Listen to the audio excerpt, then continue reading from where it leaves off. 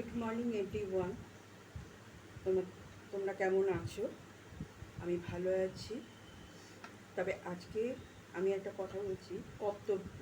ঠিক আছে, কর্তব্য কিন্তু অনেক রকম হয়। প্রথম কর্তব্যটা আমাদের মাথায় কোনটা আসে বলো তো? বাবা মাকে দেখাশোনা করা, দেখভাল করা, তাদের ভালো মন্দ সব কিছু আমাদের দেখা, বা তাদের শরীর খারাপ করলে সেগুলো দেখা, এগুলো আমরা সবসময় কর্তব্যের মধ্যে প্রথমেই আমরা এটা নিয়ে আসি।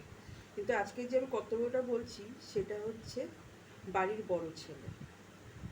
বাড়ির বড় ছেলে হচ্ছে, তারা যদি বাইরে কাজ করে, বাড়ি ছেড়ে যদি বাইরে তারা চাকরি করে, এবার তখন তার কর্তব্যটা বেশি হয়ে যায়। সেই বাড়িতে কিন্তু থাকে না, কিন্তু তার কর্তব্যটা বেশি বেড়ে যায়।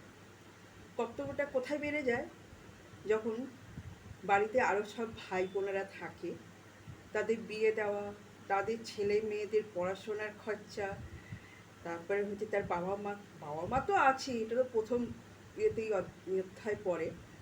তা বাবা মার কর্তব্য, বাড়ির বড় ছেলেরা যতদিন বাবা মা থাকবেন ততদিন তাদের কর্তব্যটা তারা মন থেকে করবেন, এটা স্বাভাবিক।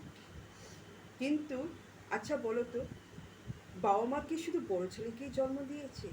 আর যে ছেলেরা এসে তারা কি বানের জলে ভেসে এসে? তাদের কোনো কর্তব্য নেই?